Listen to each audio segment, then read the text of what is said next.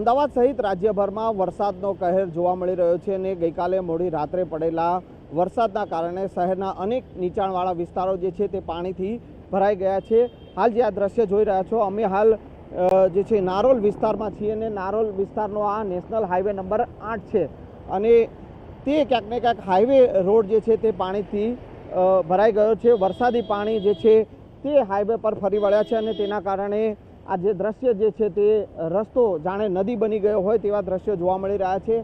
લોકો મુશ્કેલીમાં છે, વાહન ચાલકો મુશ્કેલીમાં છે, ટુ વ્હીલર ચાલક હોય કે ફોર વ્હીલર ચાલક હોય, તમામ લોકો જે છે તે મુશ્કેલીનો સામનો કરી રહ્યા છે। જે પ્રકારે હવામાન વિભાગે જે આગાહી કરી છે કે આગામી 7 દિવસ સુધી ભારેથી અતિ ભારે વરસાદ વરસી શકે છે અને એ સ્થિતિ જે છે તે શહેરના અનેક નીચાણવાળા વિસ્તારોમાં જોવા મળી રહી છે।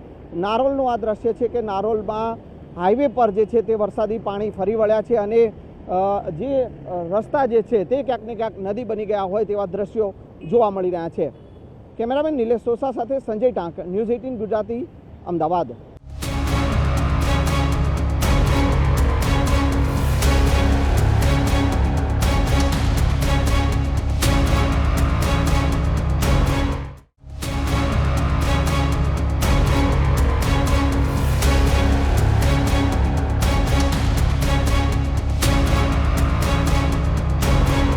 અમદાવાદ સહિત રાજ્યભરમાં વરસાદનો કહેર જોવા મળી રહ્યો છે અને ગઈકાલે મોડી રાત્રે પડેલા વરસાદના કારણે શહેરના અનેક નીચાણવાળા વિસ્તારો જે છે તે પાણીથી ભરાઈ ગયા છે।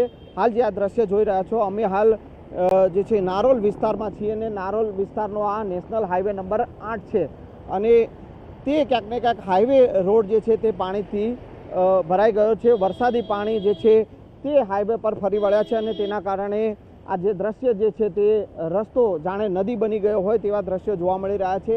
લોકો મુશ્કેલીમાં છે, વાહન ચાલકો મુશ્કેલીમાં છે, ટુ વ્હીલર ચાલક હોય કે ફોર વ્હીલર ચાલક હોય, તમામ લોકો જે છે તે મુશ્કેલીનો સામનો કરી રહ્યા છે। જે પ્રકારે હવામાન વિભાગે જે આગાહી કરી છે કે આગામી 7 દિવસ સુધી ભારેથી અતિ ભારે વરસાદ વરસી શકે છે અને એ સ્થિતિ જે છે તે શહેરના અનેક નીચાણવાળા વિસ્તારોમાં જોવા મળી રહી છે।